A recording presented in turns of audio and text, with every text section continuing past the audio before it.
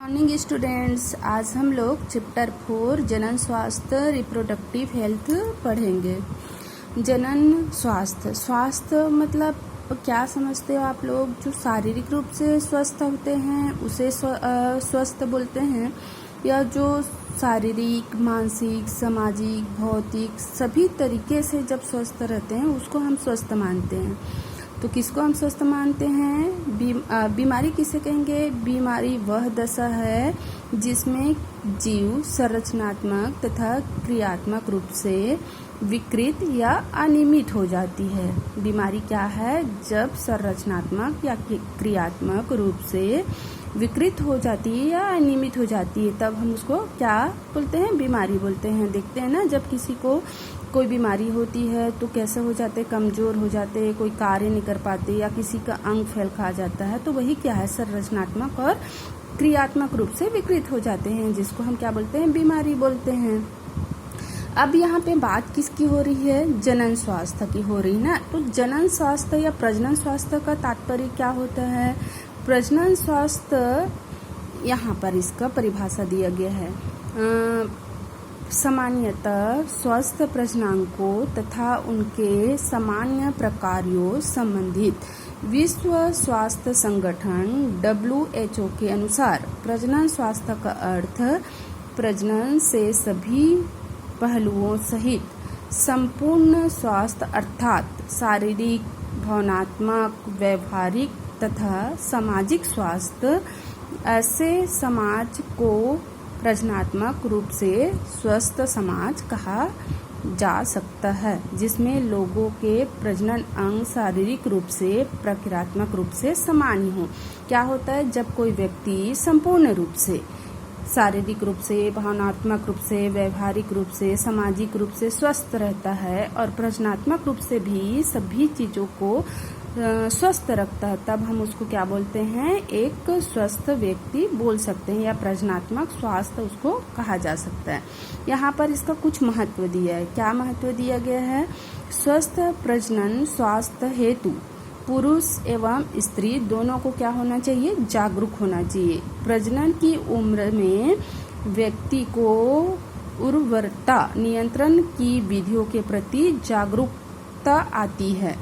प्रजनकों की स्वच्छता बनाए रखने संबंधी जानकारी मिलती है। इसके अध्ययन से प्रजनन मार्ग में संक्रमण एवं लैंगिक रूप से संचारित की जानकारी भी प्राप्त होती है। इसके अध्ययन के बारे में परिवार को नियोजित करने की जानकारी भी प्राप्त होती है। रोग की जानकारी होते ही त्वरित उपचार कराने में आसानी हो जाती है। जब तक हमको किसी भी चीज के बारे में जानकारी नहीं रहेगी तो क्या हम उसका उपचार कर पाएंगे? इसीलिए हमको किसी भी चीज से झिझकना, डरना या शर्माना नहीं चाहिए।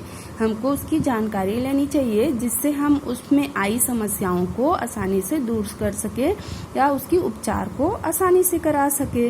यहाँ पर आगे प्रजनन स्वास्थ्य समस्याएं और कुछ कार्य नीति दी गई है। तो सबसे पहले हम क्या देखेंगे? समस्याएं देखेंगे कि प्रजनन समस्याएं क्या होती है। तो क्या क्या यहाँ समस्याएं दिए हैं? जैसे टैबू किसको बोलते हैं? आप लोगों ने देखे हैं, भारत वर्ष में धर्म, परंपराएं एवं सामाजिक व्यवस्थाएं इस प्रकार की हैं कि बच्चों को प्रजनन स्वास्थ्य के संबंधी ज्ञान की आवश्यकता के अनुरूप नहीं दिया जाता। होता है ना कि हम भी लोग क्या करते हैं कि बच्चों को प्रजनन संबंधी जानकारियां नहीं देते हैं। अब उसको कोई जानकारी नहीं रहेगी तो वो उससे होने वाली जो समस्याएं आएगी उससे वो कैसे बच पाएगा? तो इसीलिए बच्चों को इसके बारे में जानकारी देना बहुत ही जरूरी हो गया है। दूसरी समस्या क्या है? समय पूर्व विवाह कर देना। बच्चे छोटे हैं और उसका विवाह कर देते हैं। बच्चों जैसे माता पिता अब कम उम्र में विवाह कर देंगे तो कम उम्र में ही क्या बन जाते हैं? माता पिता बन जाते हैं। वो भी सही नहीं है। फिर भविष्य, अब वो बच्चे ही हैं तो अपना करियर या बच्चों का करियर कैसे बना पाएगा? ठीक से नहीं बना पाएगा, है ना। तो ये भी क्या है? एक समस्या है। कम उम्र में महिला, और अधिक प्रभाव किसको पड़ता है? महिलाओं को पड़ता है, क्योंकि वो कम उम्र में माँ बन जाती है, गर्भधारण कर लेती है, फिर बच्चों का लालन पोषण करना, ये तो अधिक प्रभाव किसको पड़ता है? महिलाओं को पड़ता है। फिर है शिशु और माता मृत्यु दर होता है ना, कम उम्र में ही डिलीवरी होने से क्या होता है, शिशु मृत्यु दर, माता का मृत्यु, ये सब होती है। फिर व्यक्तिगत स्वच्छता की जानकारी नहीं होना भी, महिलाओं का स्वास्थ्य और महिलाएं कमजोर, रक्त अल्पता, सिकल सेल मतलब रक्त की कमी हो जाती है। जनसंख्या वृद्धि होती है, साथ ही साथ क्या होता है, जनसंख्याओं में वृद्धि होती है। ये तो हो गया समस्याएं। फिर है कार्यनीति। कार्यनीति क्या है, भारतवर्ष एक ऐसा प्रथम राष्ट्र है जहां राष्ट्रीय स्तर पर प्रजनन स्वास्थ्य संबंधी लक्ष्य प्राप्त करने के लिए कार्यक्रम प्रारंभ किया। सन 1951 में परिवार नियोजन कार्यक्रम प्रारंभ किया गया। समय पर मूल्यांकन भी किया गया। 77 में इससे संबंधी अधिक व्यापक कार्यक्रम जनन और बाल विकास कार्यक्रम RCH भी प्रारंभ किया गया। ये सभी क्या चीज़ है, ये सभी क्या है, कार्यनीति है। अलग अलग कार्यक्रम किया गया अलग अलग समय में। कार्यक्रमों के अंतर्गत प्रजनन संबंधी विभिन्न पहलुओं के बारे में जागरूकता, प्रजनात्मक रूप से स्वस्थ समाज तैयार करने के लिए अनेक सुविधाएं और प्रोत्साहन भी दिए गए। क्या क्या सुझाव दिया गया, क्या क्या सुविधाएं दी गई, क्या प्रोत्साहन, ये यहाँ पर दिया गया है। जैसे जागरूकता संबंधी उपाय बताया गया, बहुत सारी उपाय होती है, कुछ सरकारी उपाय होती है, कुछ जैसे समूह बनाकर जानकारियाँ दी जाती है, तो वही क्या चीज़ है, जागरूकता संबंधी उपाय।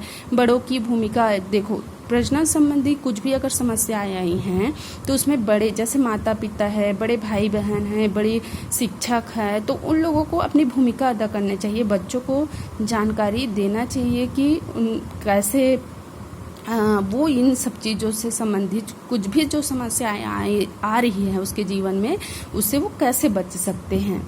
फिर है यौन शिक्षा। यौन शिक्षा बोला गया है ना कि शिक्षा में सभी विषय के साथ साथ एक विषय ऐसा होना चाहिए जिसे यौन संबंधी या प्रजनन संबंधी शिक्षा होनी चाहिए, जिससे बच्चों को उसके बारे में सही सही जानकारी होगी तो वो अपनी जो भी प्रॉब्लम होगी उसको खुद भी सॉल्व कर सकते हैं।